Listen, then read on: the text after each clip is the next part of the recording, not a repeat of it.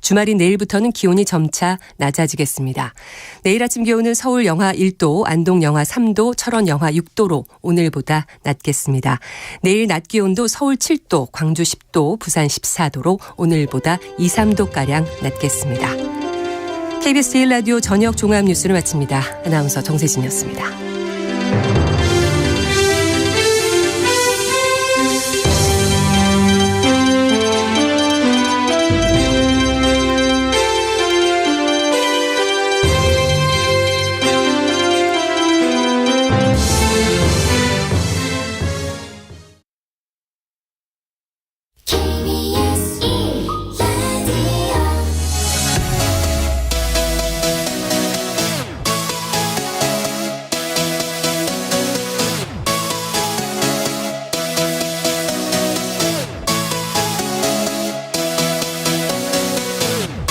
KBS 열린 토론.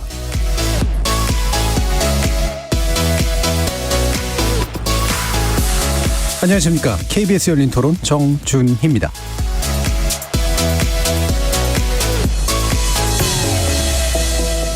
이번 주 금요일 KBS 열린 토론은 지적 호기심에 목마른 사람들을 위한 전방위 토크, 줄여서 지목전 토크로 여러분을 만납니다. 일부 출연자의 픽은 최근 문화예술계에 일고 있는 검열 논란을 다뤄봅니다. 얼마 전 열린 부마항쟁 기념식에서 특정 노래가 배제되면서 해당 가수의 공연이 무산되는 일이 있어서인데요. 윤석열차 웹툰 논란에 이어서 또다시 불거지고 있는 이 문제, 별것 아닌 걸까? 아니면 심각한 징후일까? 전방위 토크 진행해 봅니다. 2부 제작진의 픽에서는 손흥민과 그 동료들의 이야기 나눠볼 텐데요. 약 2주간 우리들의 겨울밤을 뜨겁게 했던 이번 카타르 월드컵. 결승전까지는 아직 일정이 남았지만 16강 진출의 짜릿한 기쁨을 선사하고 귀국한 선수들에게 국민들의 관심과 찬사가 쏟아지고 있습니다. 우리가 손흥민 선수에게 열광하는 이유, 그저 축구 실력만의 일일까? 지목전 제작진의 픽에서 얘기해 보겠습니다. KBS 열린 토론 지금부터 시작합니다. 살아있습니다. 토론이 살아있습니다. 살아있는 토론, KBS 열린 토론. 토론은 라디오가 진짜입니다. 진짜 토론, KBS 열린 토론.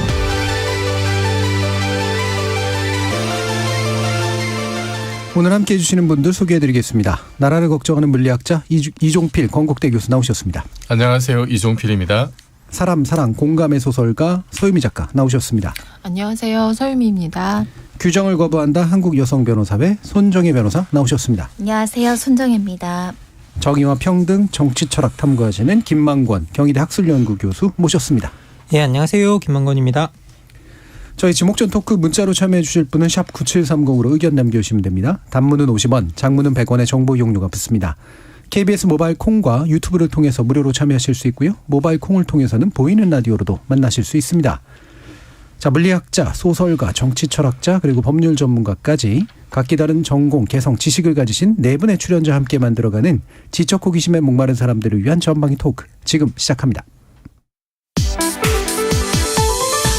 KBS 열린 토론. 그 대통령 닮은 기차 그림 그린 그 학생 거 기사를 보긴 했는데 황당하다고 생각했어요. 뭐 이런 걸로 제재까지 하고 그것도 예술의 한 뜻인데 국가가 제한할 수 있는 거는 없다고 생각해요. 그 부분에 대해서는 사항을 보고 판단을 해야 될 것 같은데, 그래서 이제 노래가 어떤 노래인지도 이제 알아야 될 것 같고, 좀 밝은 노래 좀 불러주면 안 되느냐 뭐 이렇게 이야기할 수도 있는 거 아니에요? 아주 지나치게 하면 그럴 수도 있겠죠. 그리고 이제 아직도 이북하고 대치 상태니까 그 이북에 대한 이런 거를 조금 잘못 기재하고 그러면 조사받으라고 할 것 같아요. 이명박 정부 때도 그 G20 할 때 그림을 그렸던 분이 고초를 겪은 걸로 알고 있는데 그런 거랑 똑같지 않을까요? 참 답답하죠. 그거를 예술로 받아들여야 된다고 생각을 해요. 이해를 못하는 건 아니에요. 어쨌든 국가를 어떤 형태로든지 끌고 가야 되는 입장에서 서로의 입장은 좀 다를 수는 있겠지만 그렇다 하더라도 표현의 자유는 있어야 된다고 생각을 해요. 자, 이번 주 출연자의 픽, 서유미 작가님 다운 픽인 것 같습니다. 그죠? 예, 왜 가져오셨는지 말씀 주시죠. 네. 제 43회 부마항쟁 기념식에 다큐멘터리 영화 김군이라는 걸 만든 강상우 감독이 있어요. 이분이 총 연출을 제안을 받았고 사실은 잘할 수 있을까 고민하던 차에 그 재단 관계자분이 감독님이 가지고 있는 시각과 조언 이런 것들이 아마 기념식을 더 빛내줄 거다. 라는 이제 말에 수락을 하게 됐다고 해요. 이 강상우 감독이 만든 다큐멘터리 영화가 뭐냐면 그 5.18 강주 민주화항쟁 그 운동했을 때 북한군이 개입했다라고 하는 걸 주장했던 이 구구 인사들 그 사람들이 이 사람이 이제 개입했을 거야라고 지목했던 제일강수라는 인물이 있어요. 그 인물을 실제로 추적하는 다큐멘터리를 만든. 그러니까 사실은 부마항쟁 기념식하고 아주 잘 어울리는 정말 감독이시죠.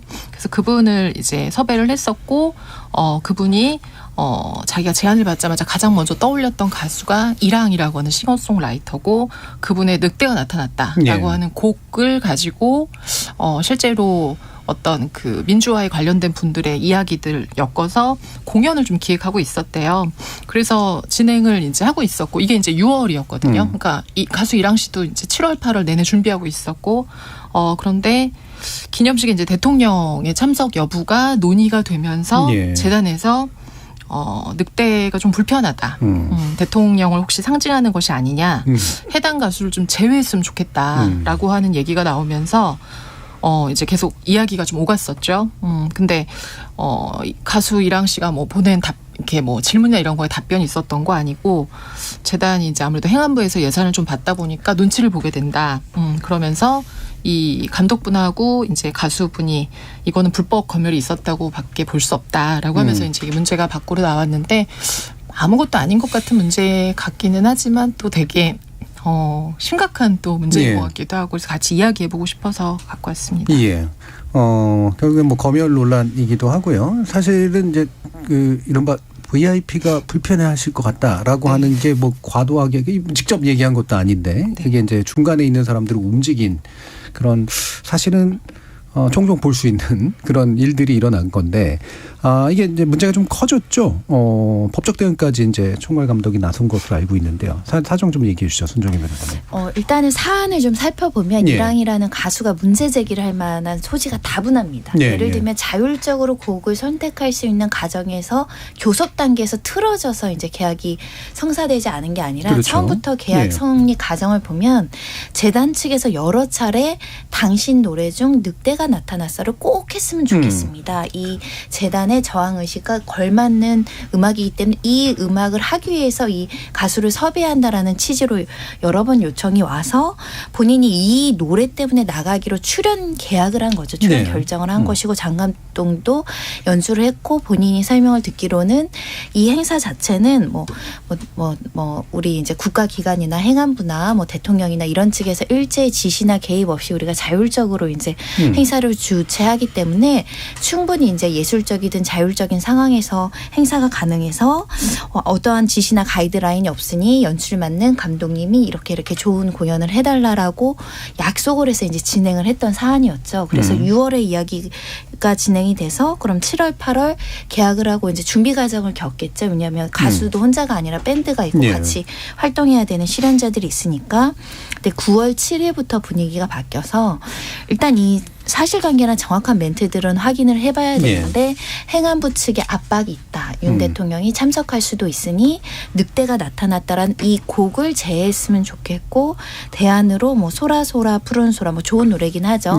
상록수를 다른 노래를 이 가수가 불러줬으면 좋겠다라는 제안을 했으나 일단 가수 측이나 이제 감독 측에서는 이건 부당한 개입과 사전 검열로 이제 여겨졌고 우리는 그 늑대가 나타났다는 걸 연습했고 준비했기 때문에 이 뒤늦게 이렇게 곡을 강제로 변경을 하는 걸 받아들이기 어렵다라는 입장을 전했더니 이제 한 24일경에는 이 공연에서 이제 그 가수의 그 곡은 제외됐다라는 결정 통보를 받았고 실제로 지난달 16일 부산에서 열린 이 국가 기념식에서는 다른 가수가 중간에 다시 섭외돼서 다른 그 곡으로 이제 행사가 진행됐다라는 것이고요.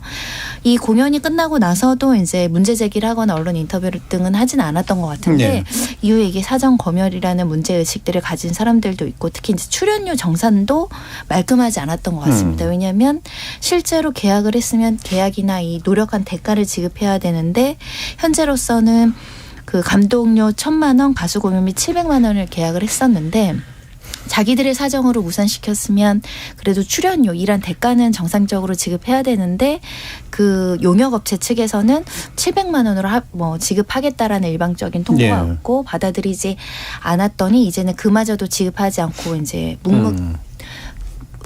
부담 상태여서 이게 법률적인 조언이 필요하다라고 생각해서 이제 블랙리스트 사건을 좀 처리하셨던 하주희 변호사님이 이 일을 이제 돕기로 했다는 상황이어서 이게 지금 예술인 권리 보장법을 위반하고 있다. 예. 그리고 블랙리스트까지는 아니더라도 이런 특정 곡과 특정 가수에 대해서 불이익 조치한 거 아니냐 이런 의혹을 제기하면서 지금 여러 인터뷰가 나오고 있고요. 좀 과거로 회귀한 거 아니냐. 실제 이 곡을 뺀 정확한 원인이 무엇이냐에 대한 공방이 이루어지고 있습니다. 예. 뒤에서 한번 좀 더 그 법적인 논란에 관련된 부분도 살펴볼 텐데 일단 뭐 이 부분은 좀 문화적 현상에 관련된 거니까 어떻게들 보시는지 좀 또 두 분 얘기를 들어보죠. 이종필 교수님. 저는 지금 2022년에 이런 일이 일어났다는데 납득이 안 되고요. 예. 우리나라가 그래도 팬데믹 겪으면서 뭐 기생충이나 오징어 게임이나 이런 게 전 세계적인 돌풍을 일으키면서 한국의 어떤 그 국제적인 위상이 엄청나게 높아졌는데 네. 그 원인이 뭐냐면은 한국은 저런 작품을 만들 때도 비판 정신이 살아있다. 그리고 저렇게 한국 콘텐츠가 성공할 수 있게 된 그 출발점으로 뭘 보통 꼽느냐면은 검열 철폐를 이제 가장 먼저 꼽거든요. 그리고 그거는 한국 사회가 민주화된 과정하고 연결이 되는 거고 그거를 쭉 따라가다 보면은 87년 6월 항쟁, 그 전에 80년 광주, 그리고 그 전에 있던 게 이제 부마항쟁이란 그렇죠. 굉장히 중요한 사건이죠. 네. 그게 1년으로 쭉 연결이 되는 거고 그렇게 지금 40년 넘게 이렇게 우리가 쌓아왔는데 그걸 한순간에 무너뜨리는 게 아니냐라는 느낌이 사실 좀 들었고 그 행안부에서는 희망찬 밝고 희망찬 분위기를 그런 곡을 선곡을 하자라고 했다고 하는데 부마항쟁 때 보니까 공수부대 해병대가 투입이 돼서 계엄이 선포되고 일단 그렇죠. 네, 계엄이 선포되고 공수부대 그 군인이 계엄군으로 들어가서 수천 명이 들어가서 이렇게 폭력적으로 진압을 했던. 그리고 거기 이제 희생자가 최근에야 한 명 그 사망자 분이 이렇게 공식 희생자로 인정이 됐더라고요. 근데 진상도 사실은 제대로 밝혀지지 않았고 이런 그런 어떤 사건에 대한 어떤 지금 기념식을 하고 있는데 민주화 운동의 기념식을 하고 있는데 밝고 희망찬 분위기의 선곡을 하라고 이렇게 꼭 집어서 얘기를 하는 것은 정부가 정말로 가이드라인을 굉장히 세게 제시를 한 거고 저는 이런 게 요즘 유행하는 말로 폐륜이지 않을까라는 생각도 이제 들 정도예요. 그리고 이게 누군가에게는 그게 분명히 부마항쟁이 희망이나 밝은 분위기 이렇게만 기억이 안 될 수도 있는. 네, 그 폐륜이라고 말씀하신 건 돌아가시거나 희생당하신 분들에 대한. 네. 그래서 이거를 왜 정부가 이렇게 강요를 하려고 하는지 도저히 이해가 안 되고 그리고 이게 또 지금 사실 좀 문제가 되는 것은 단지 이 사건만 그냥 독립적으로 이렇게 튀어나온 것이 아니라 그 새 정부 들어서고 나서 있었던 일련의 사건들이 쭉 있잖아요. 뭐였죠?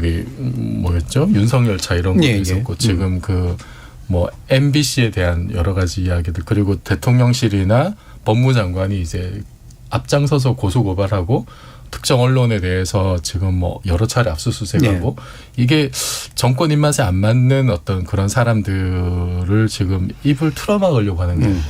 전반적인 표현의 자유가 굉장히 지금 후퇴하고 있는 거 아니냐. 그런 일련의 맥락 속에서 지금 일어난 일이기 때문에 훨씬 더 좀 생각보다 심각한 문제가 아닌가 싶습니다. 이게 물론 이제 적극적으로 누군가가 위에서부터 아래로 쭉 해가지고 탄압을 특정화해서 탄압을 하겠다라고 얘기하는 것까지는 모르겠지만 아닌 것 같지만 사실관계는 나중에 더 확인해 봐야 되고 근데 이게 징후라는 측면에서 굉장히 좀 안 좋아 보이긴 해요. 김방금 박사님. 실제로 이제 정부가 밝고 그런 노래를 해줬으면 좋겠다라는 아주 가이드라인을 준 건데요. 그 가이드라인을 듣다 보니까 어허야 둥기둥기 같은 노래를 부르잖아. 예전에 음반 검열 시절이 생각이 난다. 마치 그런 시대의 어떤 생각도 드는데요. 실제 이제 우리가 이게 뭐 우리가 그 맥락을 들여다보면 이 사실상의 행사 주체였던 부마민주항쟁 기념재단 쪽에서는 전혀 이게 처음 애초에 이 노래를 문제 삼지 않았던 그렇죠. 노래인데 행정안전부에 들어가면서 VIP 참석에 의해서 뭐 VIP가 불편할 만한 노래다라는 어떤 그런 이유로 이걸 제안했다고 한다면 사실 VIP가 불편해하는 일을 안 하는 거로 치면 우리가 남과 북이 힘을 합친 것 같은데 약간 뭐 이게 어떤 시도로 가고 있는 것인지에 대해서 좀 잘 모르겠고요. 그리고 이제 정말 이종필 교수님께서 정확하게 지적해 주신 대로 이게 최근에 언론의 자유에 대한 억압에 대한 걱정과 맞물려 있다라는 것들, 최근에 우리가 표현하는 것들에 대해서 그리고 정부나 이런 거 뭐 권력에 대해서 비판하는 일에 대해서 그것을 상당히 불편해하고 그리고 그것을 뭐 하는 세력이 있다고 한다면 딱 찍어서 비판하고 그리고 그 찍어서 그걸 찍어내려고 하는 뭐 다양한 노력들이 눈에 보이고 있기 때문에 이게 상당히 큰 문제라고 생각이 들고요. 그리고 특히 공연 예술 같은 경우는 이게 좀 심각하다라고 생각이 드는데, 이 공연 예술 같은 경우는 우리가 실제로 이제 어떻게 보면 뭐 어려움의 시기나 위기의 시기나 이런 데서 우리가 어떤 공동체나 이런 것들을 형성할 것인가, 감정의 공동체를 형성할 것인가, 이런 부분에 들여다보면 상당히 중요한 역할을 하는데, 사실 그 부분을 통제해 들어오겠다라고 이제 명백하게 이제 보여주는 부분이기 때문에 우리가 이 부분을 그냥 쉽게 넘겨서는 안 된다라는 부분. 그리고 우리가 그냥 좋은 노래, 좀 밝은 노래 해달라고 할 수 있지 않아요라고 할 수 있지만, 사실은 그건 알고 보면 어떤 특정한 표현을 억압했을 뿐만 아니라 어떤 특정한 표현을 창출하는 행위거든요. 그렇기 때문에 그게 단지 억압을 넘어서 자신들이 원하는 표현을 창출한다고 있는데, 사실 이게 검열의 제국이라고 하는 아주 유명한 한일 학자들이 한 50명이 일제시대 때 검열을 연구한 게 있어요. 거기 보면 검열이 어떤 방향으로 가는가를 보여주는데, 거기서는 특정 표현을 억압하는 게 아니라 억압을 넘어서 어떤 특정 표현이 창출의 단계에 이른다라고 이야기하거든요. 사실 그것과 어떻게 보면 맞닿아 있는 부분이기 때문에 더 위험할 수 있다는 생각이 듭니다. 자, 이 검열의 문제, 사실 되게 복잡한 여러 가지 이야기들이 필요하긴 합니다만 직관적으로 좀 분명히 좀 문제가 있어 보이는데요. 그럼 도대체 이 노래가 무슨 노래길래 잘 모르시는 분들도 있을 것 같아가지고 가수 이랑의 노래 늑대가 나타났다 한번 들어보도록 하죠. 일어나신 가난한 여인이 굶어 죽은 자식의 시체를 안고 가난한 사람들의 동네를 울며 지나간다. 부자들이 좋은 빵을 전부 사버린 걸 알게 된 사람들. 지금 쭉 뭐 들어보신 분들도 계실 테고, 이게 노래는 뭐 되게 웅얼웅얼하면서 이렇게 음유하는 그런 노래 스타일인데 가사가 이제 재미나요? 가사가 전 되게 잘 쓴 가사 같은데. 문학하시는 입장에서 어떠세요, 서유미 작가님? 네, 굉장히 뭐라 그럴까요? 정말 이렇게 단면을 딱 보여주는 가사인 것 같아요. 복잡하지도 않고 어렵지도 않고, 이게 이제 이른 아침 가난한 여인이 굶어 죽은 자식의 시체를 안고 가난한 사람들의 동네를 울며 지나간다. 마녀가 나타났다. 이렇게 하면서 마녀, 폭도, 늑대 이렇게 이제 나오는데요.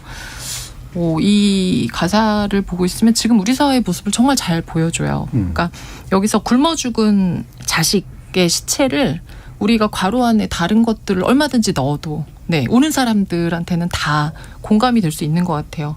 뭐 누군가는 산업 현장에서 자식을 잃기도 하고, 누군가는 이태원에서 요번에 잃기도 했었고, 그래서 누군가가 이렇게 억울하게 죽은 자식의 시체를 안고 울면서 이제 밖에 나왔을 때 사람들이 마녀가 나타났다라고 하는 게, 혼자 슬퍼하고 혼자 삭혀야 되는데 그걸 밖으로 공표했을 때 불편하다는 거죠. 그렇죠? 그래서 나와서 울면은 마녀가 되고 폭도가 되고, 그래서 이런 것들을 정말 이 곡은 너무 그 부망쟁 기념식하고 잘 어울리는데, 이 곡이 불편한데 기념식을 왜 할까라는 생각을 너무 많이 하게 되더라고요. 그래서 이 가사 이제 뒤에 보면 그 본 곡 외에 라이브 할 때 이제 이 가수가 붙이는 그 가사도 뒤에 보면, 내 친구들은 모두 가난합니다. 이 가난에 대해 생각해 보세요. 이건 곧 당신의 일이 될 거랍니다. 이 땅에는 충격이 필요합니다. 그러니까 우리가 피상적으로 아는 가난이 아니라 뭐 육체적인 것뿐이 아니라 정신적인, 표현할 수 없는 가난에 대해서 충격이 필요하다라고 얘기를 하는데, 이 늑대가 나타났다를 결국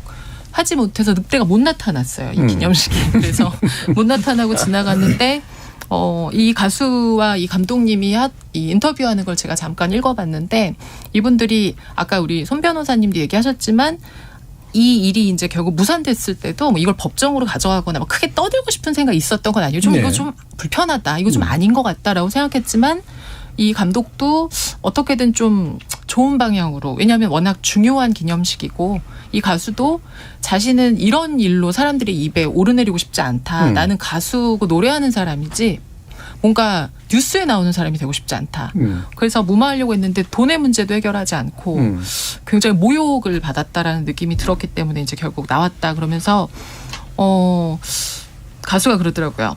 사실은 자기가 상록수 부른다고 하고 가서 무대에서 사실은 제가 상록수를 준비해오지 않았다. 제가 준비한 노래를 하겠다라고 하면서 이 노래를 부르는 상상을 수없이 했다고 그래요. 그래서 그 부분이 너무 마음이 아팠어요. 왜 한 사람 이렇게 피폐하게 만들까라는 생각이 좀 들었고, 자꾸 예술가들을 투쟁하는 사람들로 만드는 게 좀. 그래서 감독도 그 얘기를 하더라고요.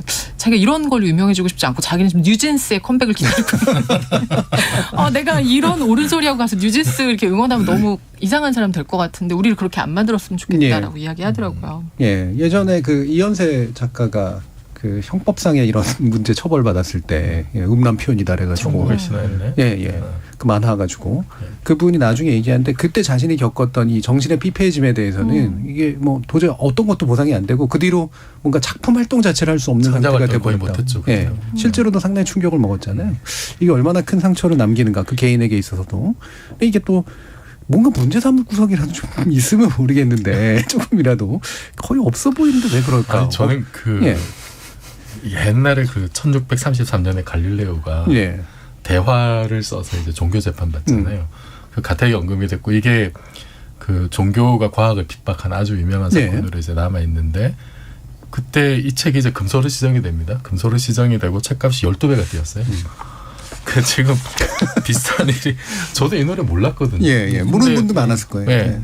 정부에서 이거를 갑자기 이렇게 뭔가 이상한 노래로 만들어 버려가지고 많은 사람들이 알게 된 오히려 참 역설적인 상황이 벌어졌는데 2008년인가 그때도 국방부에서 왜 불온서적 23권 그랬죠. 지정을 하는 바람에 서점에서는 그 특별전을 열었어요. 오히려. 그래서 뭐 판매량이 최고 10배까지 올라갔다고. 그때 제 책 냈던 출판사에서 왜 당신 책은 지정이 안 되냐고 서로 원망을 하는데 충분히 불온하지가 않죠. 제가 잘못했네요. 근데 저는 그래서 이거 지금 그 교과서에서나 봤던 그런 어떤 핍박의 역사가 지금 다시 여기서 진행이 되는 게 이해가 안 되면서 특히 이제 이 노래 가사를 들으면서 이게 제목이 이제 늑대가 나타났다잖아요. 그 아까 말씀하셨듯이 중간에 이제 마녀가 나타났다, 폭도가 나타났다 이런 얘기들이 나오는데 이게 저는 너무 극사실주의적인 느낌이 드는 거예요. 최근에 있었던 일을 보면은 뭐 지금 뭐 화물연대가 이제 파업을 했을 때 대통령께서 그 화물연대 노동자들을 북핵이라고 지칭을 하셨어요. 북핵의 위험에 가깝다. 이렇게 얘기했죠. 그러니까 이거는 지금 말하자면은 노래 가사로 빗대어 말하자면은 북핵이 나타났다는 거예요. 마녀가 나타났고 북핵이 나타났다. 그리고 그리고 지금 보면은 그 12구 참사 유족들에게 검사들이 와가지고 마약 부검을 하자 이런 얘기하고 현장에서 마약 관련된 어떤 그 증거들을 수집했다는 뉴스가 나오고 있잖아요. 그러면은 이 참 비극적인 참사를 가지고도 정부에서는 마약이 나타났다. 지금 이런 가사를 지금 노래로 부르고 있는 거거든요. 그러니까 지금 이 늑대가 나타났다 해서 묘사하는 현실들이 이게 마치 근미래를 예언한 것과 같은 그런 일들이 현실에서 벌어지고 있어요. 벌어지고 있는데 이게 또 기시감이 있는 것이 옛날에 80년 광주 때 전두환이 광주 시민들을 폭도라 그랬거든요. 여기 지금 가사에 나와 있는 정확하게. 그리고 그거를 모든 언론이 사실 다 반복을 했고 그런 아픈 역사가 있는데 그것이 다시 반복이 되고 있다. 이거는 그래서 저는 너무 좀 끔찍한 생각이 들고 가사가 현실을 너무나 잘 반영하고 있는 이 모습이 그게 불편했을까. 그래서 저는 지금 굉장히 좀 이 노래를 다른 사람들도 아직 안 들어보신 분도 좀 많이 좀 들어봤으면 좋겠다는 생각이 듭니다. 예. 실제로 이게 지금도 말씀해 주셨지만 이렇게 우리가 잘 모르던 노래를 정부가 억압함으로써 알게 되는 이제 경우가 생겨난 건데요. 우리가 역사적으로 들여다보면 이게 김민기 씨가 그 작사 작곡했던 아침 이슬도 이게 원래 1973년에 대한민국에서 건전가요상을 받았던 노래예요. 근데 이걸 금지곡으로 지정하면서 이게 오히려 이제 저항적인 노래로 변해가는 과정이 보이거든요. 그러니까 실제로 이 노래를 만들고 불렀던 김민기 씨나 그리고 양현 씨 스스로는 이게 단 한 번도 무슨 저항적인 노래라고 생각해 본 적이 없었대요, 애초에는. 그런데 이제 이 노래 자체가 어떻게 보면 저는 이 늑대가 나타났다도 어떤 저항적인 의미를 담고는 있었겠지만 어떤 권력에 대한 직접적인 저항이나 그런 것들이 아니라 자기들이 봤을 때 자기들이 억울함을 호소하는 어떤 그런 내용들이었는데 이제 이것이 본격적으로 억압하는 권력에 대한 어떤 저항의 상징으로 좀 발전하는 느낌이 좀 들거든요.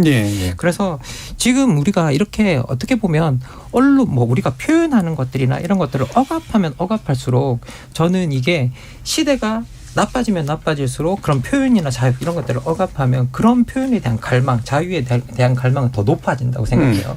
그래서 오히려 이건 역효과를 낼 수밖에 없다라는 생각이 들고요.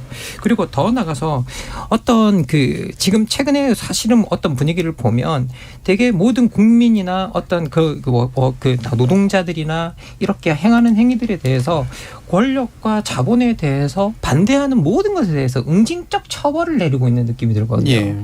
그러면 그런 응징적 처벌이 내려지고 있는 상황 속에서 상대적인 약자인 사람들은 결국은 마녀가 될 수밖에 없고 늑대가 될 수밖에 없는 그런 상황들이 나타나고 있어서 이 노래가 가지고 있는 상당히 큰 의미가 있다는 생각이 들고요. 그래서 다시 한번 또 이 노래를 들여다보게 되는 계기도 되는 것 같아요. 지금 9982님은 21세기에 이런 일이 일어나다니요. 민주주의가 후퇴되고 있는 느낌입니다라는 말씀 주셨고요. 9412님은 듣는 사람을 불편하게 하고 모욕하는 것도 표현의 자유라고 할 수 있을까요? 개인이 다수에게 피해를 주는 건 죄악입니다라는 그런 말씀도 주셨습니다. 또 2671님은 VIP가 불편하다고 눈치를 본다는 게 현 정권이 권위주의 정부라는 반증이라고 봅니다라는 비판적 의견을 주셨고요. 또 1632님은 노래 가사가 섬뜩하고 불편한 건 저만의 생각입니까? 노골적인 정치 편향 가사 같습니다라는 다양한 의견들을 주셨는데 모르겠습니다. 이렇게 듣으시는 분들은 주관적인 느낌들을 가질 수가 있는데 부르는 사람이 사실은 이런 문학적 표현이라고 하는 건 어떤 분은 되게 정말 극사실주의로 느끼고 어떤 분은 굉장히 어떤 되게 큰 비유로만 이제 느끼기도 하고 해서 사실 좋은 문학은 막 콕 찍어서 얘기한다기보다는 누구나 다양한 해석들을 자신의 방식으로 가능하게 만들어주는데 오히려 영역이 있는 게 아닌가라는 그런 생각도 드는데 자, 손 변호사님 말씀 주시죠. 근데 이 노래가 한국 대중음악상에서 올해의 음반, 최우수 포크 음반, 문체부에서 2022년에 대상 준 노래예요. 그러니까 이 일이 벌어지기 전에는 대중문화 중에 정말 대상을 탈 정도로 문체부가 상을 줬다라는 점을 기억을 하셔야 됩니다. 그랬기 때문에 사실은 이 중요한 행사에 최우선순위로 초청을 받아서 출연 계약이 성사될 수 있었던 것이죠. 근데 거기에 누군가 한 명이 해석을 달고 뭔가 의미를 부여하면서 이게 출연 금지까지 갔던 것이 아닐까 해서 두 가지 문제를 지적하고자 하는 건데 일단은 부마민주항쟁 재단의 독립성과 자율성이 침해됐습니다. 그 독립성과 자율성이 보장되던 그 개학 초창기 6, 7월, 8월까지는 저희는 이 노래 너무 좋아요. 가수님이 이 노래 꼭 해주세요 했거든요. 저항의식이 너무 잘 담겨 있어서 우리 재단의 어떤 부마항쟁을 상징하는 노래로서 이제 해석했던 것 같아요. 관계자가. 근데 누군가가 예산권을 준다라는 빌미로 그것을 다른 의견을 제시했을 때 예산을 받는 재단 입장에서는 좀 위축될 수 있을 것 같아요. 그렇죠. 그래서 그런 개입과 부당한 어떤 걸 하지 말라고 예술인 권리보장법을 만든 것이고 거기에 명확하게 합리적 이유 없이 차별을 한다거나 어떤 검열이나 개입을 하지 못하도록 물론 선언적이든 좀 추상적이든 그런 금지 조항들이 있는 것이거든요. 그래서 이 가수가 갑자기 왜 이 노래를 빼라는 거예요? 라고 질문했을 때 합리적인 설명을 못 들었던 겁니다. 그때라도 합리적인 설명을 들었으면 문제가 커지지 않았을 텐데 별다른 이유 없이 출연이 안 되고 결정이 안 되고 가수가 교체되니까 부당한 개입으로 더 해석할 여지가 있지 않았을까라는 안타까움이 하나 있는 것이고요.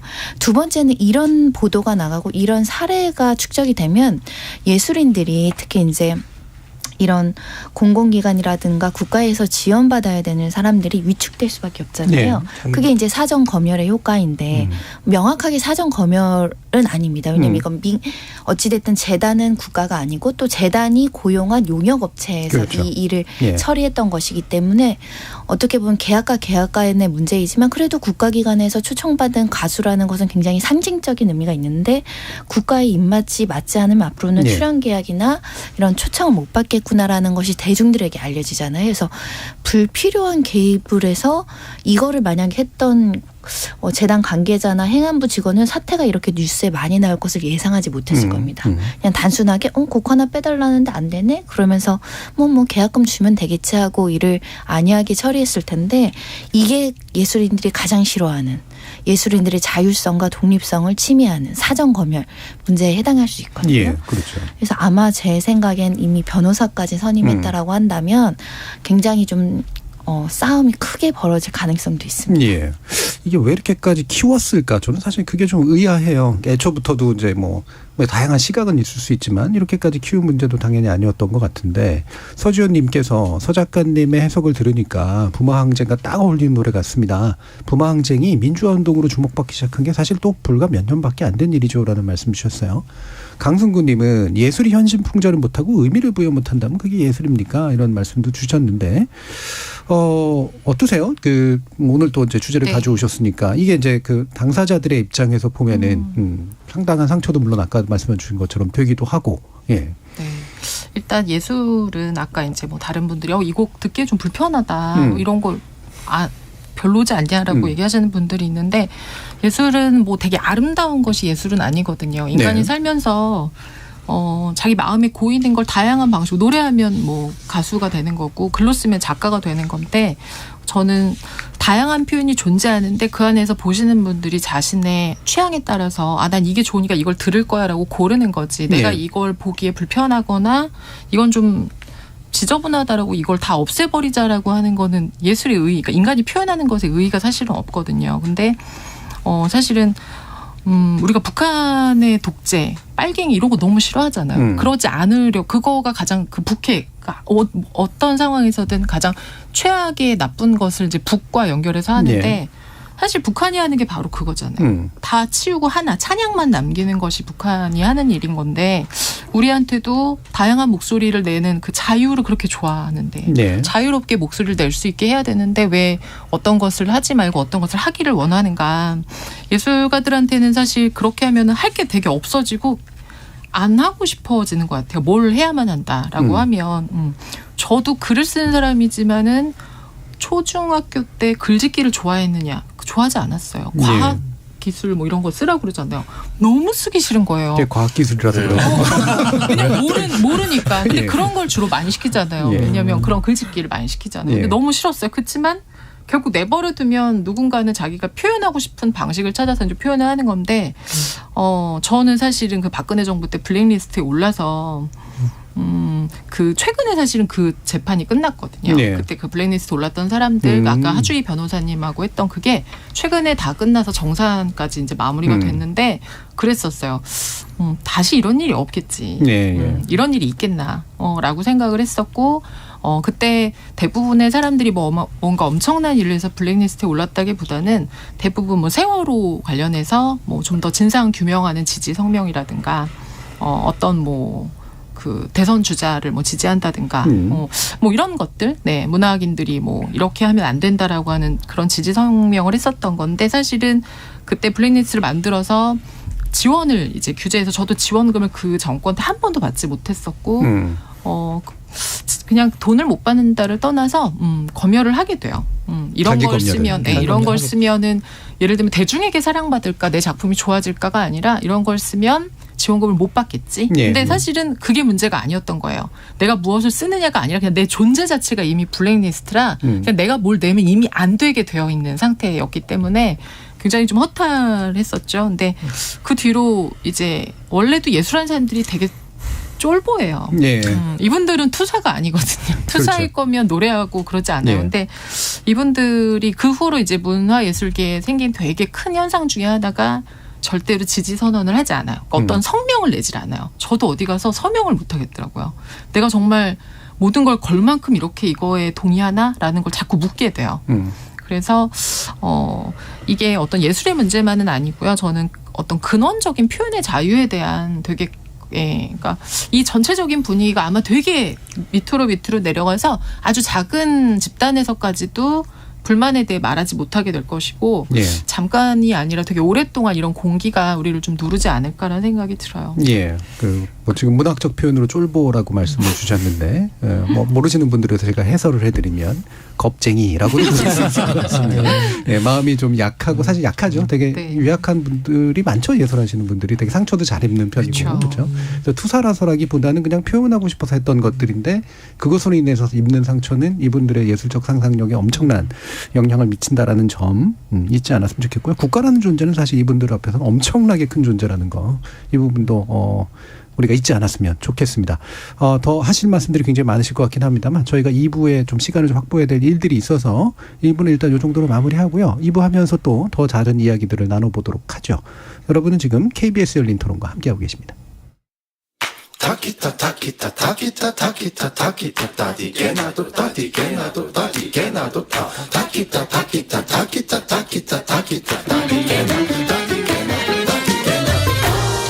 물음표가 느낌표로 바뀌는 순간 KBS 열린 토론.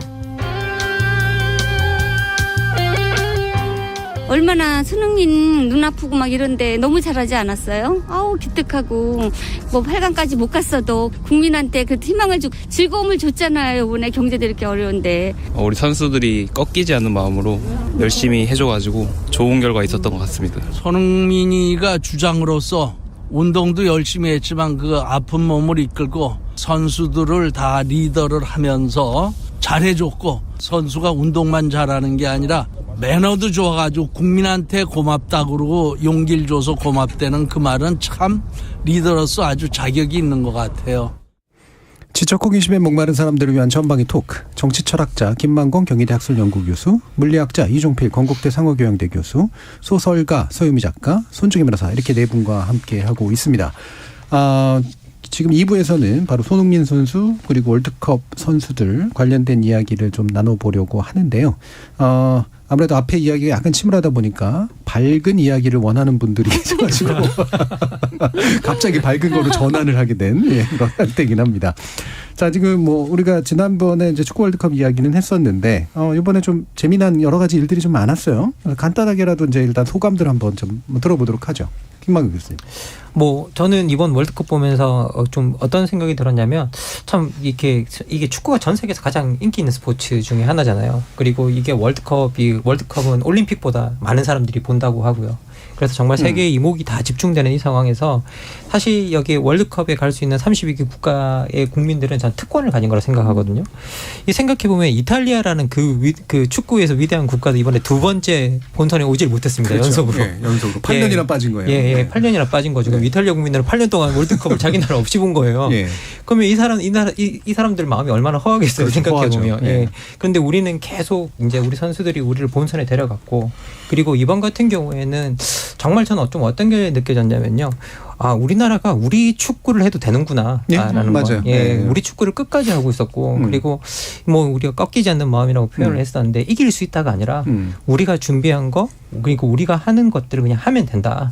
그리고 그것을 했을 때 결과는 우리가 그냥 받아들이면 된다라는 어떤 그런 자세를 보여준 것 같아서 이번 월드컵을 보면서 내내 흐뭇했고요. 그리고 저는 사실 브라질전 마지막 20분이 너무 인상적이었는데요. 너무 최선을 다해서 4대0으로 지는 상황 속에서도 열심히 해서 마지막까지 뭐 만회골을 만드는 걸 보면서 우리가 정말 많이 달라졌구나라는 좀 생각이 들었습니다. 예, 저도 그 뒷정면이 되게 인상 깊었는데 예전에는 정말로 왜 뭐 흔히 말하는 이제 부상 투혼이라고 하는 이번에도 있었긴 합니다만 돌아가면 욕 먹을까봐 그렇죠? 예. 특히나 한일전 비슷하게 그럴까봐 또 절박하게 뛰는 모습이었는데 지금은 어떻게든 끝까지 잘해보겠다라고 하는 그런 모습이 확실히 좀 눈에 보여서 뭔가 좀 달라지는 느낌들이 들긴 해요. 손정희 변호사님 어떻게 보셨어요? 저는 주변을 관찰했습니다. 주변을. 네. 우리 집에 있는 남자 3분은 정말 축구하라도 안 하고 축구 학원 같은 거 다 끊더니 또 그 늦은 시간에 열정적으로 보더라고요. 뭔가 매료되는 그런 게 있는 게 한국 축구고 또 월드컵인가 보다라고 생각해서 갑자기 아들 엄마의 빙이 돼서 손흥민 선수의 아버님한테 관심이 쭉 올라오면서 그 책 있잖아요. 그거 이제 읽으려고 준비하고 있는데 아니나 다를까 또 그 감독님 아버님에 대한 관심이 폭발적으로 일어나는 것에 대해서 우리나라는 역시 교육열이 장난이 없나. 어떻게 하면 손흥민으로 내 아들을 키울 수 있는가. 그거 느꼈고요. 두 번째는 관중에 있는 수많은 한국인들. 와 정말 저 열정은 어디서 나올까. 정말 회사를 그러니까 휴직계 내고 갔겠죠. 휴가 쓰고. 휴직까지는 아니었을 거예요. 휴가 쓰고 휴직계 내고. 네. 아니 일본은 정말 그만두고 가셨대요. 그런 사람도 있다고 하더라고요. 카타르까지 얼마나 많은 돈. 저 열정은 대한민국의 열정이다 그런 생각을 하면서 그렇게까지 간 국민들을 위해서 끝까지 열심히 뛰어줘서 감사하다는 마음으로 봤습니다. 예, 감사하다는 마음으로. 그러니까 주변을 관찰하셨어요 주로. 하긴 저희 아내도 이제는 손흥민 선수를 볼 때 엄마의 눈으로 보더라고요. 그러니까 뭐 내 아들을 이렇게 키우겠다기보다 저 아이가 얼마나 힘들까라든가 뭐 이런 식의 눈으로 보는 거 있어서 확실히 뭐 보는 눈들도 조금씩은 달랐긴 했겠습니다만, 자 오늘 우리가 2부를 조금 일찍 시작한 이유가 바로 이분과 이야기를 좀 나눠보려고 합니다. 손흥민 선수는 아니고요. 현재 카타르에 지금 계시는 KBS 한준희 해설위원 연결해서 우리 선수단 현장에서 분위기 어땠는지 한번 들어보도록 하겠습니다. 한준희 해설위원님 나와 계시죠? 네, 안녕하십니까. 예, 제가 이렇게 한준희 해설위원님 보시면 각별한 느낌이 좀 이렇게 듭니다. 예, 이름이 너무 좋으셔가지고요. 지금 카타르에 계시죠? 예. 네네, 그렇습니다. 예. 지금 선수단 귀국을 한 뒤라서 약간 그냥 남겨진 또는 버려진 느낌 같은 거 혹시 드시지 않나 싶기도 한데, 그래도 하실 일들이 있으니까요. 네, 그렇죠. 그리고 대회 자체가 일단 우리나라 특히 대한민국의 많은 국민들께는 우리나라가 탈락하고 나면은 사실은 이게 남의 그렇죠. 나라 대회처럼 좀 되는 경향이 있거든요. 어떻게 보면 뭐 유럽 선수권이라든가 남미 선수권이라든가 약간 이제 그런 느낌이 드는 것은 어쩔 수 없는 사실인 것 같습니다. 예. 자기 뭐 일단은 16강까지 현지에서 이제 또 가까이서 보셨으니까 여러 가지 좀 인상들이 좀 남으셨을 것 같아요. 어떠셨어요? 일단 우리가 맨 처음 조 추첨이 될 당시에는 확률상으로 우리가 16강에 올라갈 것은 사실 쉽지 않아 보였던 게 사실입니다. 포르투갈, 우루과이, 가나. 물론 당시로서는 가나가 오히려 전력이 좀 약세였다고는 합니다만 포르투갈과 우루과이가 워낙에 축구적으로 짱짱한 네임밸류를 또 지니고 있는 나라들이고 우수 선수들도 다수 보유하고 있었기 때문에 쉽지 않았는데 이 모든 어려움을 극복을 하고서 우리가 마침내 원정에서 16강에 두 번째 오르는 쾌거를 이룩했다는 것은 우리 축구사 뿐만 아니라 우리 전체 스포츠 역사에서도 아주 기념비적인 한순간이었던 것 같습니다. 예, 원정에서 이게 거둔 성과라는 게 또 상당히 중요한 것 같은데, 저희들이야 이제 멀리서 이제 또 새벽에 주로 보긴 했습니다만, 현지에서 이제 바로 가까이에서 지켜보시면서 이 선수들의 반응이나 이런 것들 또 이게 진짜로 이렇게 눈으로 보시는 거 아니에요? 분위기가 네네. 어떠셨어요?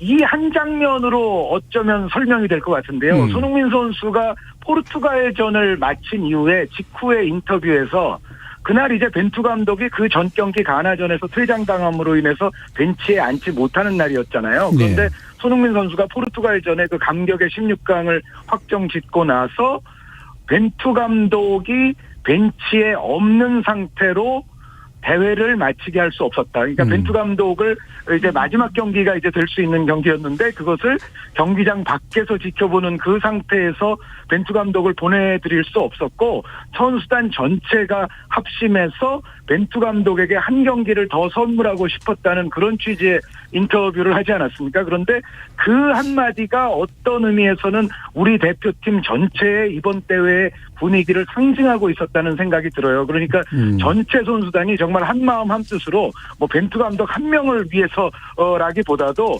전체가 정말 16강에 올라서 조별리그 3경기만으로 대회를 끝내지 않겠다는 그러한 의지로서 똘똘 뭉친 결과가 이러한 쾌거를 이룩하지 않았나라는 생각입니다. 예, 확실히 좀 이번에 좀 달라 보인 게 예전에는 참 뭐랄까요 주변에서 주는 그런 압박에 대한 그런 것 때문에 생긴 생기는 약간 위축 같은 것도 좀 있어 보였었고, 근데 이번에 확실히 좀 위축이 네. 덜 되는 것 같았고, 특히 이제 그 감독, 그다음에 주장, 선수들이 서로를 굉장히 믿고 신뢰한다라는 그런 느낌 같은 걸 확실히 좀 받았거든요. 그 과정에서 그렇죠. 좀 손흥민 네. 선수가 좀 꽤 중요한 역할을 실제로 좀 했다고 판단을 하시나요? 저는 손흥민 선수가 물론 이제 세 번째 그 포르투갈전에서의 장거리 드리블에 의한 절묘한 어시스트를 하기 이전까지 사실 손흥민 선수가 우리가 기대한 것만큼의 공격 포인트를 올리고 있지 못했잖아요. 그런데 그럼에도 불구하고 저는 손흥민 선수가 존재했기 때문에 우리가 이 월드컵을 끌어갈 수 있었다라는 생각을 합니다. 만약에 안면 부상을 당했던 그 손흥민 선수가 벤치에 있거나 그라운드 위에 있지 못했다면은 사실 상대팀이 받는 부담감은 엄청나게 현격하게 줄어들었을 것이 틀림이 없고요. 손흥민 선수가 그라운드 위에 있는 것 자체만으로도 사실 우리 대표팀은 그쪽으로 아무래도 수비가 몰리게 돼 있기 때문에 다른 공간에서는 우리 다른 동료 선수들이 여유를 지닐 수가 있거든요. 그래서 손흥민 선수가 있고 없는 것 그 자체만으로도 우리 대표팀의 전력과 상대가 느끼는 부담감과 심리적인 차원은 매우 달라진다. 그래서 손흥민 선수는 정말 이번에 안면 부상 이후에 굉장히 마스크를 쓰고 불편한 상태에서 또 월드컵 직전에 토트넘에서 사실 경기들을 소화하지 못했었기 때문에 경기 감각이라든가 체력도 많이 떨어져 있는 상태였겠습니다만 그럼에도 매우 불편한 상황에서 본인의 존재감을 그래도 그라운드 위에서 펼쳐 보였고 여기에 이제 마지막 활용 점정이 포르투갈전에서 그 장거리 드리블을 한 이후에 황희찬 선수에게 아주 기가 막히게 밀어줬던 그 장면, 그 명장면 하나를 연출함으로써 손흥민 선수의 어쩌면 모든 해야 될 것은 그 순간에 다 이제 해결을 했던 건 아닌가라는 생각을 하고 있습니다. 예. 자, 그럼 이제 마지막 질문 드려야 될 텐데 저희가 이게 이번 월드컵 이제 끝나고 나서 아직 안 끝났습니다. 우리 입장에서 보면 이렇게 종료되고 나서 사실 이게 이제 한번 그냥 다 그냥 있는 힘까지 다 쥐어짜가지고 그냥 잘했다고 끝날 게 아니라 이게 이제 미래로도 좀 연결이 되잖아요. 자, 이 축구 전문가 입장에서 보실 때 이번 월드컵이 우리 선수단이나 우리나라에게 어떤 의미가 좀 있을 것 같다 이렇게 보시나요?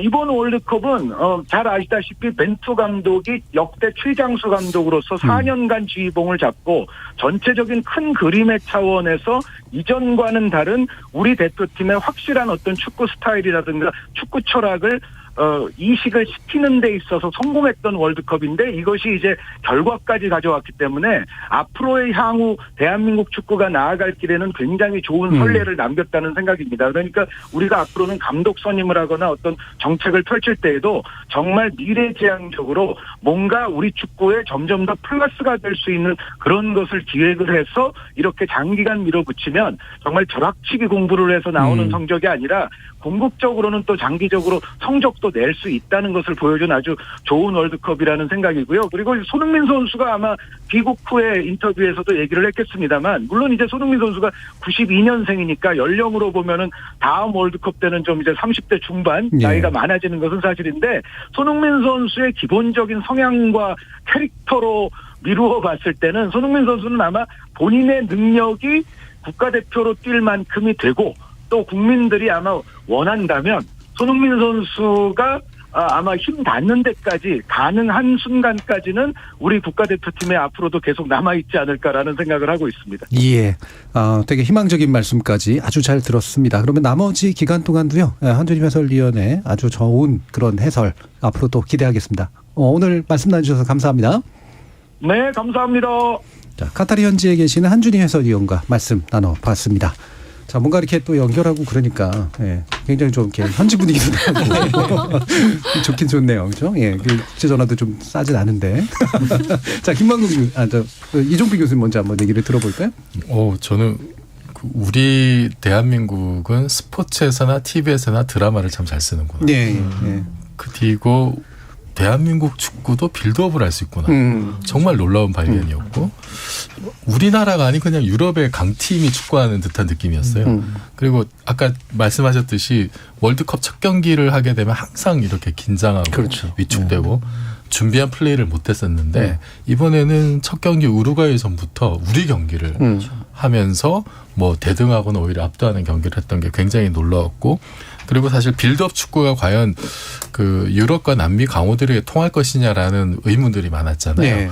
그런데 그럭저럭 잘 통했었고 특히 이제 브라질전 마지막 경기에서 보면은 보통은 그렇게 강팀 만나면 수비 라인을 내리면서 웅크리고 있다가 역습을 해서 뭐 동점을 만들거나 이제 이런 거를 많이 주문을 했는데 오히려 그러지 않고 수비 라인 올리면서 거의 맞짱을 떠서 뭐 경기 결과는 안 좋았습니다만 오히려 그것을 칭찬하는 어떤 목소리도 많더라고요. 특히 이제 브라질 선수들이 경기 끝난 다음에 한국 선수들을 칭찬하는 모습들이 있었어요.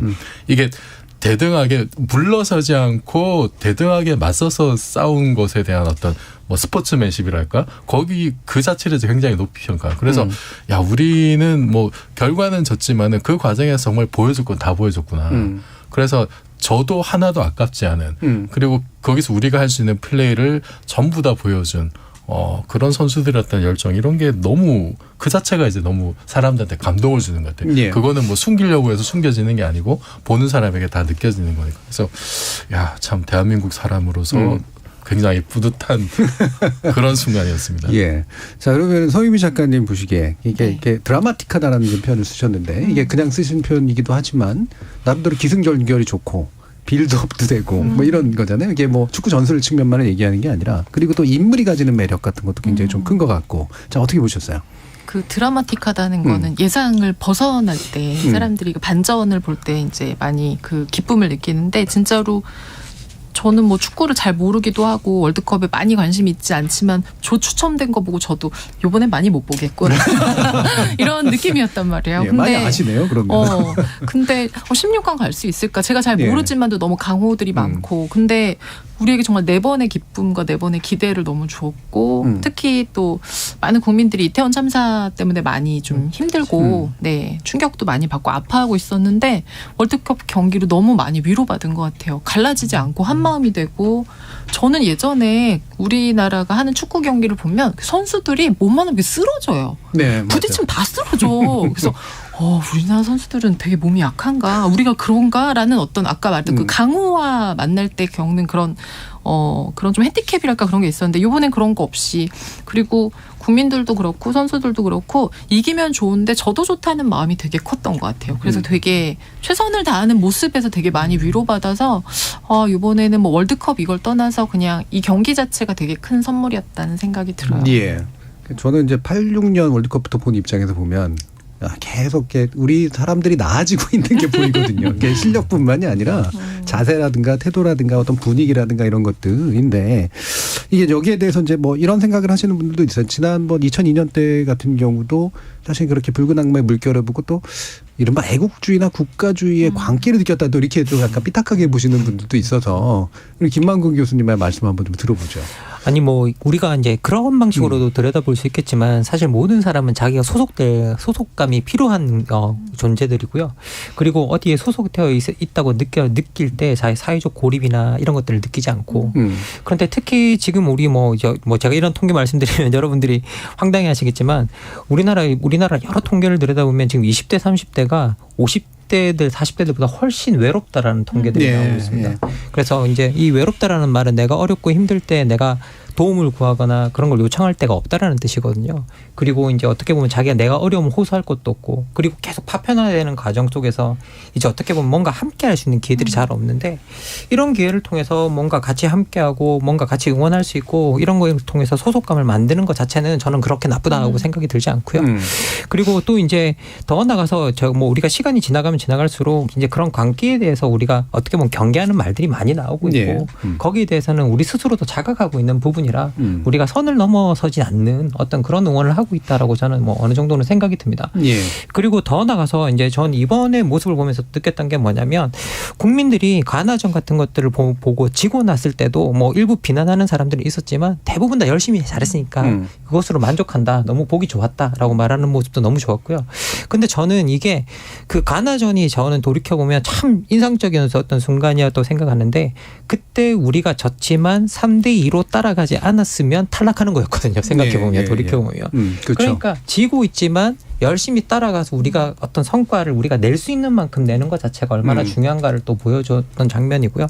그래서 진다라는 게 그 순간에는 지는 것처럼 보이지만 시간이 지나고 나면 그게 어떤 이기는 장면을 만드는 한순간이었을 수도 있다라는 생각이 들었고요. 그래서 우리가 그 국가대표 선수들이 말하는 그 꺾이지 않는 마음이 사실은 만들어낸 장면이라는 생각이 들고요. 그래서 어떻게 보면 저는 이번 월드컵이 특히 사회적으로 분위기도 너무 안 좋고 그리고 너무 침울한 분위기에서 우리한테 그나마 활력을 주고 그리고 희망을 주고 뭔가 다시 할 수 있다라는 에너지를 줬다라는 점에서 이번 국가대표 선수들 모두 뭐 다 감사하다는 말씀 드리고 싶습니다. 예. 그렇죠. 이제 이게 그냥 애국주의도 단순한 애국주의도 있고 폭력적 애국주의도 있고 자기 국가가 속한 공동체를 사랑하는 마음이라고 하는 그런 귀속감에 관련된 것들도 있어서 종류도 좀 구별해 봐야 될 것 같은데 SNS에 그 죄송금지 해시태그가 유행하기도 해서 이런 것들도 참 많이 나아지고 있는 거구나라는 생각이 듭니다. 그래서 사실 오늘 우리의 주제가 이제 손흥민과 꺾이지 않는 마음인데 이게 중꺾마 이런 얘기 이제 요즘 또 시쳇말로 많이 하잖아요. 저는 이게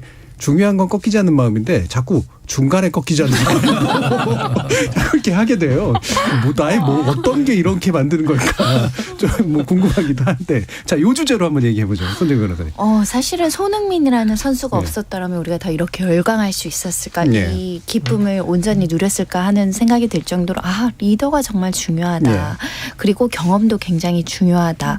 그리고 그 와중에 드라마틱하게 아픈데 마스크를 쓰고 나와서 투혼을 벌이는 모습에 사람들이 나도 굉장히 어려운 일이 있었을 때 포기하지 말고 저렇게 다시 일어섰을 때 성과가 있었을 때 더 많은 박수를 받는구나에 대한 쾌감을 느낀 것 같아요. 특히 손흥민마저 유럽 무대에서 그렇게 인종차별을 당해가지고 우리가 보도로만 본 것은 아주 일부일 것 같고 보이지 않는 차별을 굉장히 많이 받았을 텐데 그런 손흥민마저 차별을 당하는 우리 어떻게 보면 우리가 뭐 가불관계를 따지기보다는 아시안으로서 약체라고 불렸던 대한민국 선수들이 그렇게 이제 체격도 비슷하더라고요. 예전엔 키도 되게 작았었는데 그래서 자긍심, 자부심 우리는 해낼 수 있다 이런 어떤 국가적인 애국주의라기보다는 내가 속한 이 집단이 같이 기뻐할 수 있는 축제에서 그 축제의 소재들을 안겨준 거죠. 기쁘게 소리 지를 수 있고 기쁘게 승리를 만끽할 수 있는 순간을 줬다라는 점에서 사람들이 굉장히 흥분했던 거 아닐까 생각이 들고 저는 사실은 조금 애틋한 면이 많았어요. 어떤 기사에는 손흥민 선수가 이거 원래는 이런 거 다치는 사람들은 마약성 진통제 먹을 정도로 통증이 있는데 이 도핑 검사 걸릴까 봐 약도 거의 안 먹고 타이레놀 먹었다는 기사도 봤는데 얼마나 아플까 막 그런 생각 들었는데 그렇게 또 막 황소처럼 질주하는데 저분들은 육상 경기 나가도 금메달 따겠다 그런 생각하면서 정말 응원하는 마음이었습니다. 예, 그렇죠. 공 딱 빼면 아마 1등 할 거예요. 자, 서유미 작가님.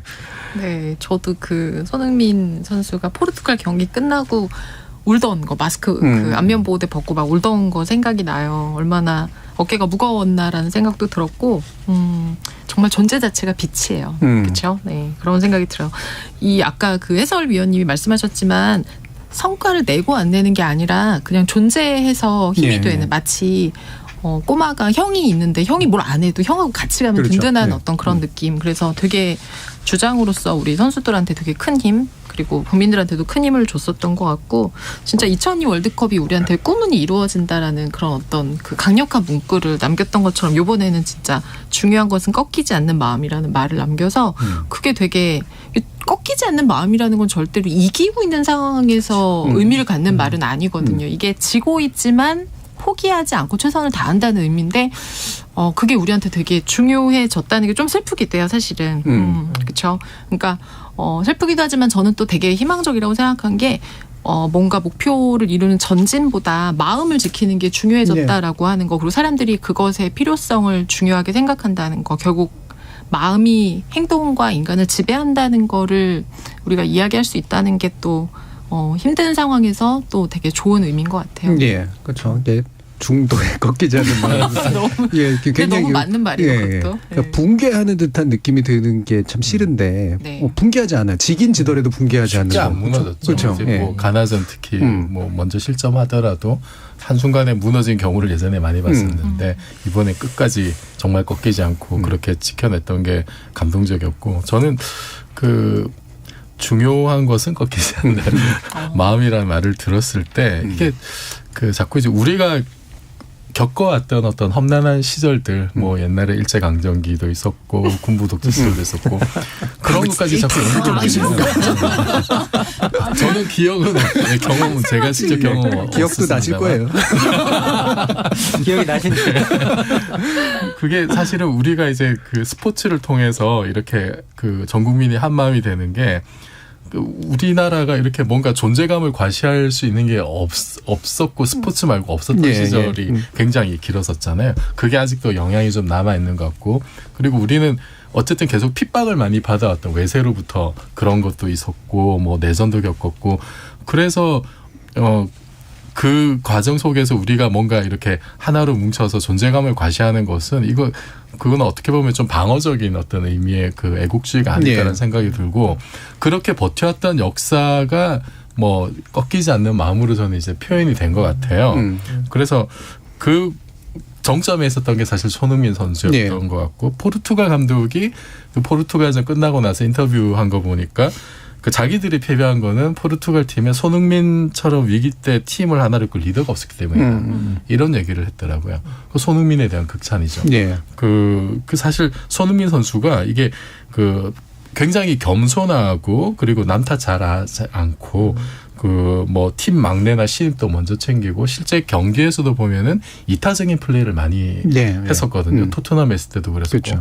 그게 모든 것이 사실은 어우러져서 그냥 뭐 한순간에 보여주기 위한 그런 것이 아니라 정말 경기 하나하나 하는 데서부터 그런 어떤 그 인격 이런 것이 이제 다 묻어나와서 이런 대선수가 된 것이고 사실 우리나라에서 그렇게 그 세계 5대 리그의 그 득점왕을 배출했다는 거는 이거는 정말 있을 수 없는 일이 벌어진 거잖아요. 상상도 못할 일이 사실 벌어진 거고 아시아 최초고 또 거기에 대한 어떤 EPL 그 득점왕을 보유하고 있다는 어떤 자부심 그거를 우리가 충분히 느낄 수 있었던 그런 대회이지 않았나 싶습니다. 예. 그 이종필 교수님 말씀 이렇게 가만히 듣다 보면 그 드라마 그 미국 드라마 시리즈인데 맨 프롬 어스라고 하는 영화였던가요? 그게 생각이 나요. 저 보시면 되게 재밌습니다. 그분 말씀 들어보면 고대부터 쫙 얘기를 하는데 알고 보면 이제 예수님이 아니었나 뭐 이런 생각을 주는 그런 오늘 머리도 좀 예수님 같으시잖아요. 김학근 박사님. 예, 뭐 이렇게 저는 손흥민 선수 볼 때마다 좀 느끼는 게 뭐냐면 손흥민이 참 좋은 선수고 위대한 선수라고 부를 수 있는 건 팀보다 위대한 것은 없다라는 걸 보여주는 선수기 때문에 그런 것 같아요. 자기 자신이 정말 어떻게 보면 그 유럽 5대 리그의 정점에 있는 프리미어 리그의 득점왕이면서도 자기가 어떤 플레이나 이런 것들을 하고 났을 때 내가 잘해서 그랬다라고 말하기보다는 팀원들 덕분에 그리고 팬들이 응원해줘서 그리고 항상 남들이 뭔가를 나를 도와줘서 그 성과를 이루어낼 수 있었다라고 늘 이야기하는 걸 좀 볼 수 있고요. 그리고 이제 어떻게 보면 이제 뭐 우리가 그런 자세가 왜 중요하냐고 저는 생각하냐면 이게 내 노력 때문이라고 생각한다면 사실 돌려줄 게 없어요. 팬들이나 뭐나. 그런데 이게 누구의 덕분이라고 생각한다면 팬들이나 누구에게 돌려줄 것들이 많이 생기죠. 저는 그런 자세들이 리더의 자세에서 상당히 중요하다는 어떤 생각이 들고요. 그리고 손흥민 선수 보면 경기를 지던 이기건 간에 경기가 끝나고 나면 항상 운동장을 돌면서 팬들한테 인사를 하거든요. 한 바퀴를 전체를 돌면서 인사를 하는 걸 실제로 볼 수 있습니다. 그리고 사실 지고 나면 그 감정을 못 이겨서 그걸 못하는 선수들이 너무 많은데 손흥민 선수 같은 경우에는 항상 그걸 하는 걸 보면 팬들이 자기를 존재할 수 있게 해준다라는 것들을 명확하게 또 알고 있는 것 같고요. 그리고 어떤 그런 리더의 마인드가 있기 때문에 같이 하는 팀원들도 비슷한 걸 공유하고 있는 지점이 또 있는 것 같아요. 그래서 대한민국 팀이라는 전체가 어떻게 보면 자기 팀 하나로서의 어떤 단결력도 되게 뛰어났지만 자기를 응원하고 격려하는 어떤 사람들에 대한 고마움, 감사함 그런 것들을 표현하는 데 있어서도 리더의 역할이 상당히 좀 컸다라는 어떤 많은 생각이 들고요. 그리고 정말 또 이거 뭐 사적인 어떤 이야기인데요. 사실 저는 TV를 보거나 뭐 스포츠를 보면 제가 응원하는 팀이 늘 져요. 그런데 유일하게 제가 이게 유료 채널로 보는 게 손흥민 선수 경기인데 유일하게 제가 보면 이기는 선수가 골을 넣고 그래서 항상 감사한다는 말도 드리고 싶습니다. 방금 이제 김학근 박사님 같은 그런 현상을 자기중심주의라고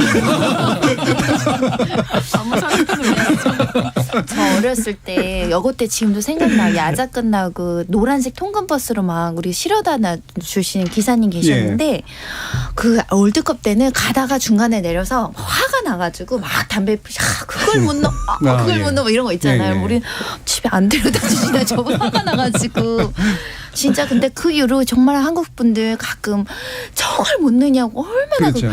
못 넣어 당신은 뛰지도 못해 근육 파열돼 뭐. 근데 요즘에는 안 그래서 너무 좋았었어요. 네, 다들 즐기는 마음인 것 같아가지고 좋더라고요. 예, 그렇죠. 그렇게 즐기는 마음 참 되게 훌륭하고 소중한 건데. 자, 이제 뭐 시간이 많이 남지는 않아서요. 그럼 전 손흥민 선수 볼 때마다 이렇게 손흥민 선수가 특히 그 영국에서 활동하고 그 영국 영어를 하는 그 다큐멘터리를 제가 봤는데 굉장히 잘해요. 되게 효과적으로 커뮤니케이션하고 꺾이지 않아요, 진짜. 그 대하는 그런 마음들이나 이런 것들을 보면 그래서 잘 키웠구나. 잘 컸구나 이런 생각이 참 많이 들어서 되게 흐뭇한 그런 생각이 듭니다. 자, 그래서 마무리하시면서 우리 국민들께 손흥민 선수 그리고 수고해 주신 모든 선수들께 한마디씩 한번 해주시죠. 이정필 교수님.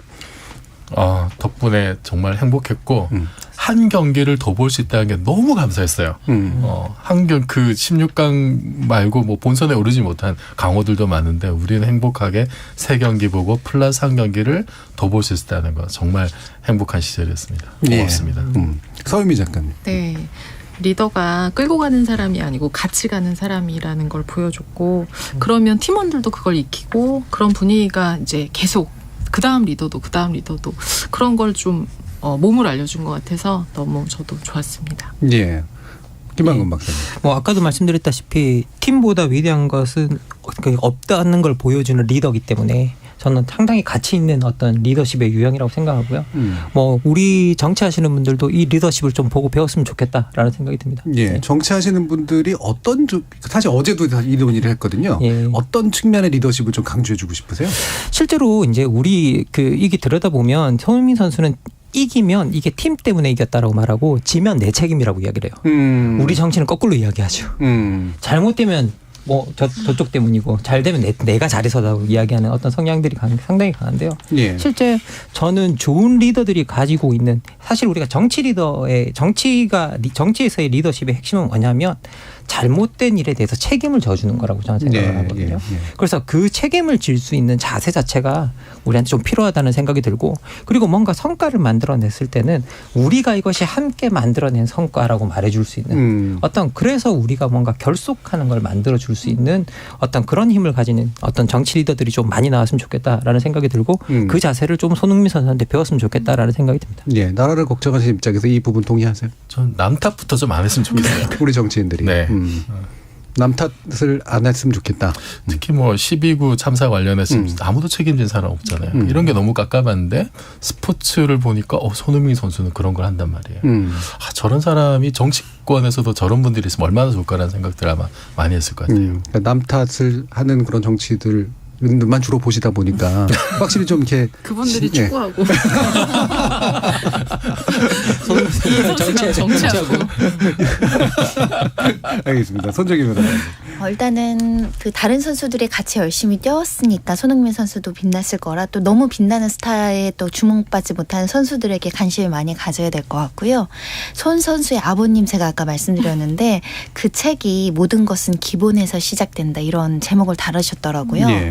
책은 못 봤는데 저도 전문가로서 좀 되돌아봤습니다. 나는 기본을 잘하고 있는 것인가. 전문가로서? 네. 그러니까 혹시나 우리가 프로페셔널한 척하지만 빠져있는 게 있을 수도 있고 또 어느 순간에 내가 리더십이나 포용력이나 여러 가지 이제 해야 될 역할을 제대로 못하는 순간들이 혹시나 없는가. 기본부터 각자 돌아보면 정치인들도 마찬가지로 본인들이 해야 되는 기본적인 역할 중에 기본을 놓쳐서 엉망으로 만들어지는 정책은 없는가.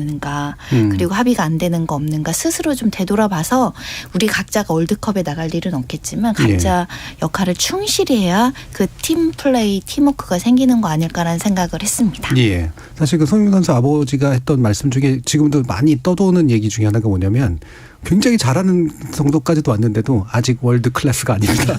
라고 여러 번 강조했던. 본인이 월드 클래스라고. 그렇죠. 그런 농담이 있죠.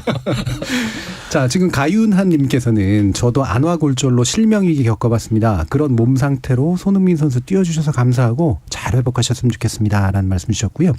2737님이 저희한테 되게 좋은 말씀 주셨는데 저는 지목전 토크 제일 좋아합니다. 우리 지목전도 웃음이 꺾이지 않기를 바랍니다. 라는 말씀 주셨네요.